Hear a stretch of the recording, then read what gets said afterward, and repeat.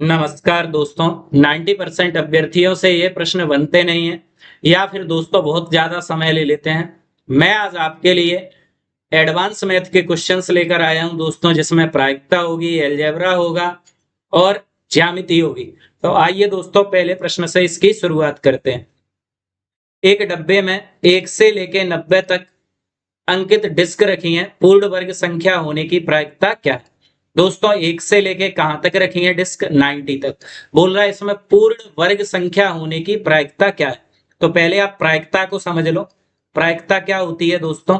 प्रायिकता होती है संभावित परिणाम, संभावित परिणाम बटे कुल परिणाम, संभावित परिणाम बटे कुल परिणाम। क्लियर? चलिए दोस्तों ध्यान दीजिए, यहाँ पर संभावित परिणाम क्या होंगे। हमें पूर्ण वर्ग चाहिए, 1 से लेके कहां तक होनी चाहिए? 90 के बीच में।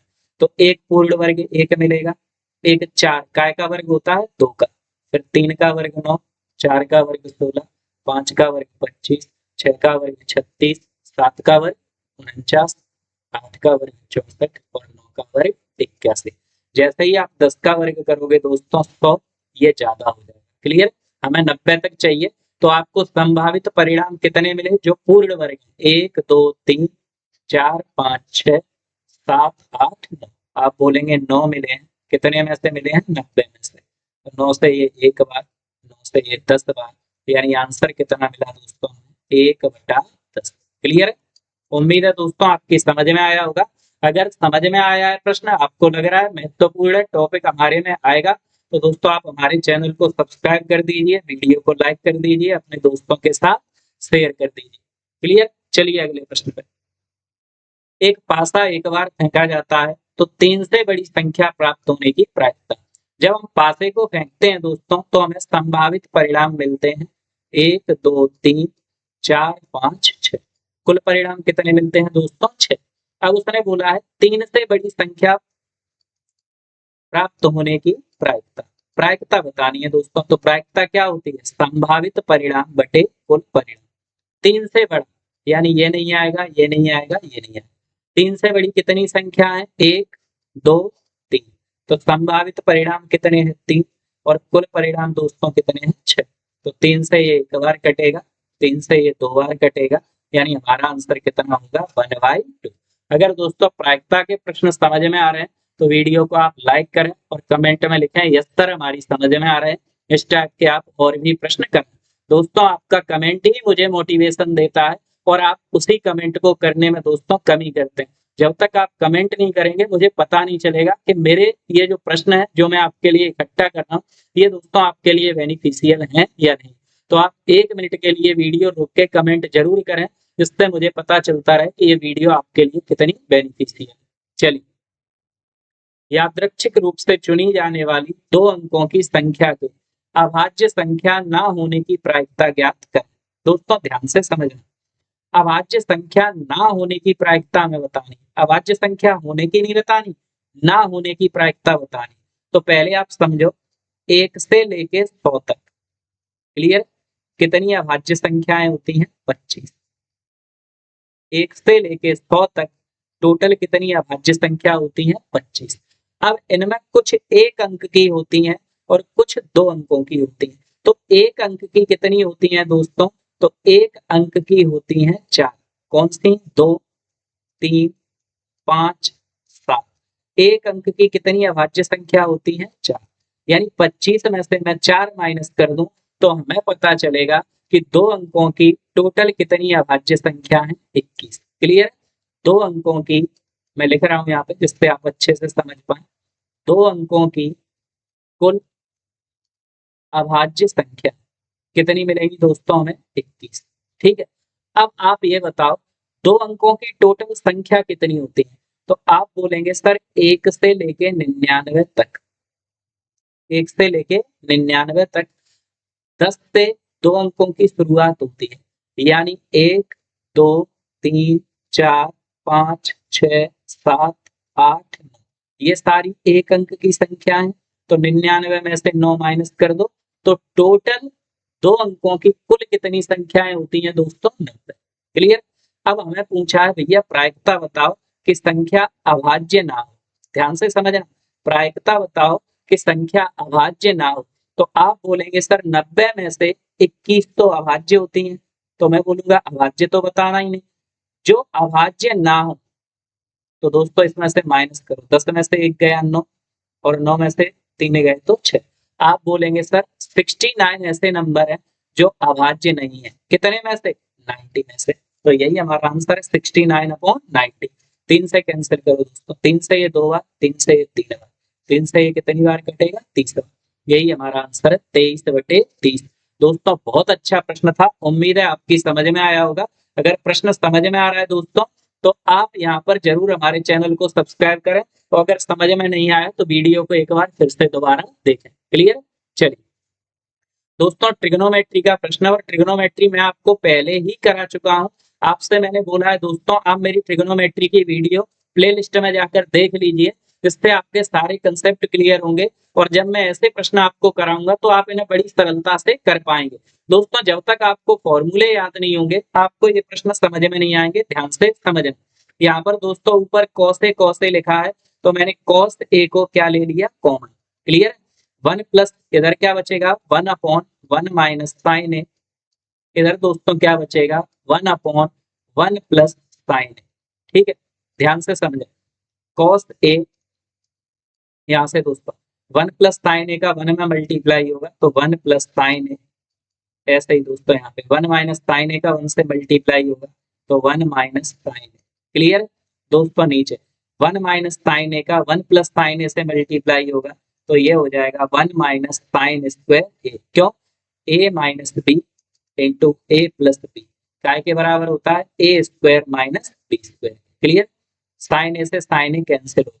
अब यहाँ पर थोड़ा ध्यान देना आप लोग, कॉस है ये 1 और 1 जब ऐड होंगे दोस्तों तो कितने हो जाएंगे? 2। पहली बात। दूसरा 1 माइनस साइन स्क्वायर है, ये दोस्तों काय के बराबर होता है? कॉस स्क्वायर ए। ये फॉर्मूला मैं पहले ही आपको लिखा चुका हूँ। इनके इक्वल में दोस्तों 4 और दे रखा है।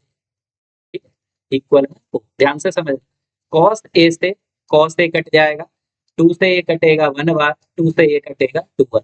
यानी आप बोलेंगे सर 1 कॉस ए बराबर में कितना बचा है यहाँ पर? 2। ठीक है, अब ध्यान देना 1 कॉस ए दोस्तों काय के बराबर होता है? सेक ए। सेक ए बराबर 2, तो आप बोलेंगे सेक 60 डिग्री की जो वैल्यू होती है दोस्तों वो कितनी होती है? 2। यानी ए की वैल्यू कितनी होगी? 60 डिग्री। यही हमारा आंसर है। क्लियर है?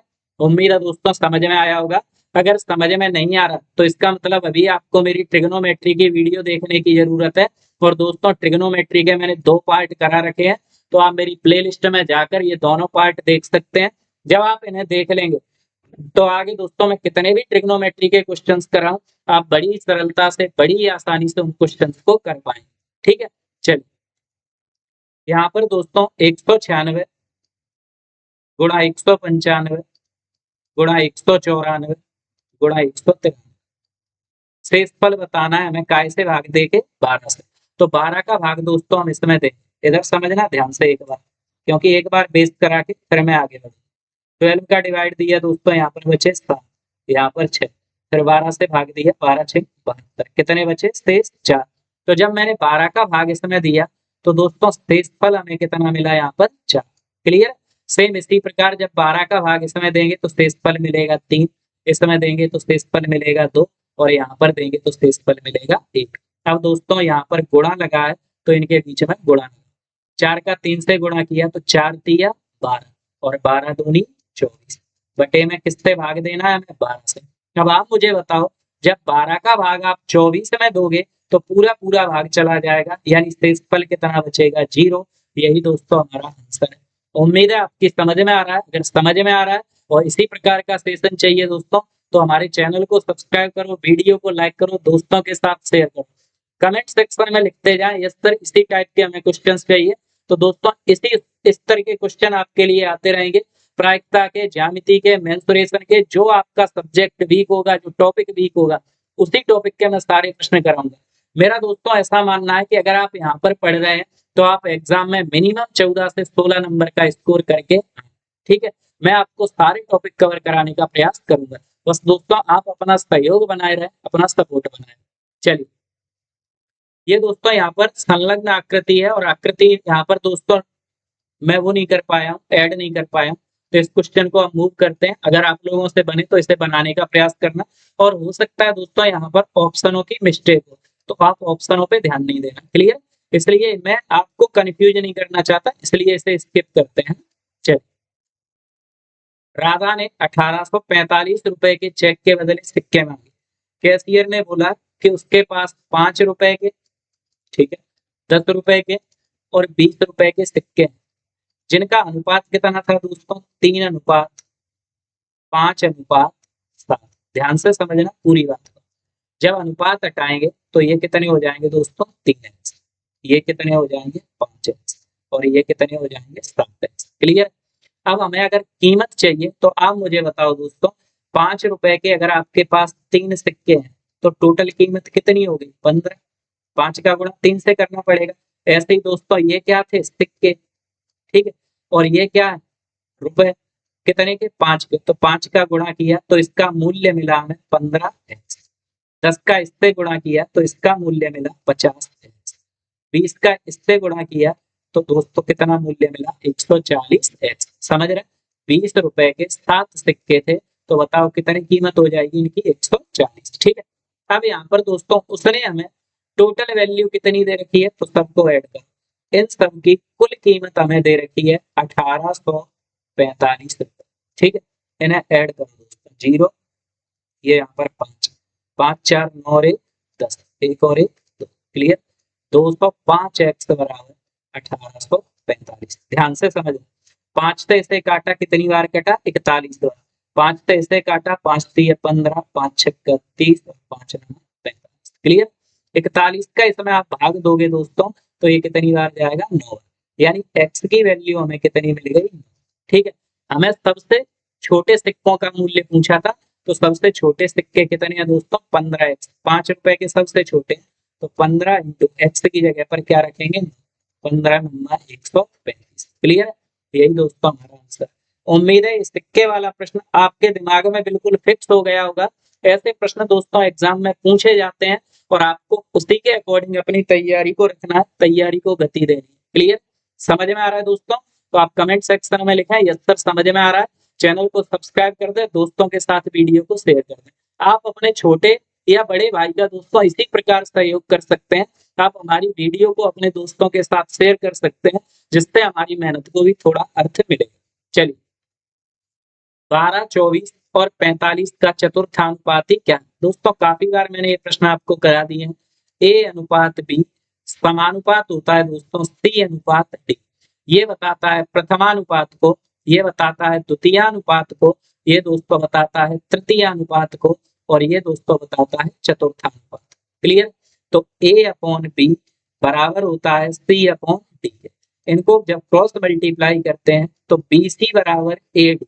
आपके लिए ये फॉर्मूला महत्वपूर्ण है। अगर आपसे जब भी चतुर्थानुपाती पूछा जाए, आप BC बराबर AD फॉर्मूला लगाओ और वैल्यू को पुट करो।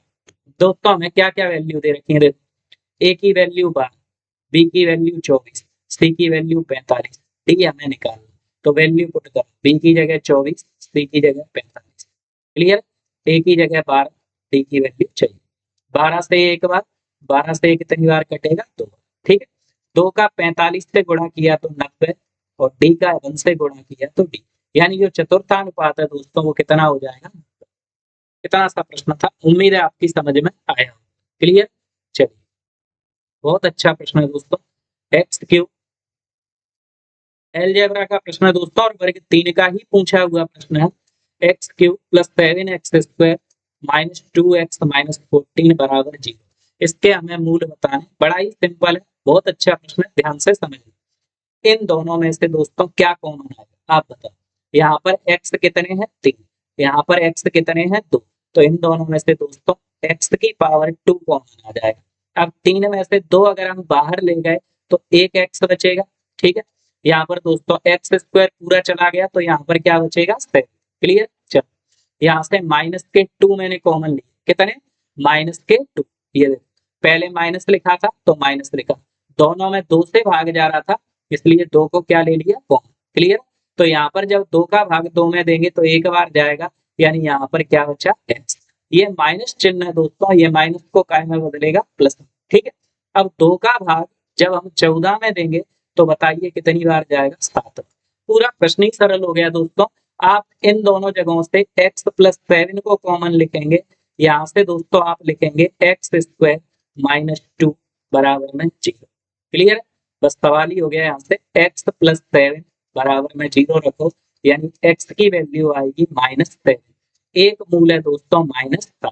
अभी हमें 2 मूल और चाहिए, तो क्या करूंगा, एक्स स्क्वायर बराबर ये माइनस का 2 जब दोस्तों इधर आएगा तो ये काय का हो जाएगा, बोलो प्लस का। क्लियर, एक्स बराबर जब स्क्वायर हटाते हैं दोस्तों तो यहाँ पर क्या लग जाता है, रूट। अब ये जो दोस्तों रूट है वो एक बार काय में आता है प्लस में और एक बार काय में आता है माइनस में। तो आप लिखेंगे -7 √2 माइनस √2, यही हमारे आंसर है। कहाँ पर लिखा है, -7 √2 माइनस √2। क्लियर है, उम्मीद है दोस्तों आपकी समझ में आया होगा। प्रश्न अच्छा प्रश्न था, मैंने समझाने का भी बहुत अच्छे से प्रयत्न किया है कि आपको ये प्रश्न बड़ी सरलता से बड़ी आसानी से समझ में आए। ठीक है, चलिए अगले प्रश्न। ये दोस्तों प्रश्न है, इसका आप आंसर करेंगे। एक समांतर चतुर्भुज है, ठीक है, और 2 आसन्न भुजा, यहाँ पर ये लिखा है आसन्न यानी पास पास की भुजा, जैसे ये ए बी सी और डी। तो आसन्न भुजाएं दोस्तों 6 मीटर और 9 मीटर की दे रखी है, 6 सेंटीमीटर और 9 सेंटीमीटर की, और परिमाप पूछा। चलो मैं ही करा देता हूं दोस्तों। सामने की भुजाएं, समांतर चतुर्भुज में सामने की भुजाएं दोस्तों कैसी होती हैं, बराबर। अगर ये 6 है तो ये भी कितना होगा, 6।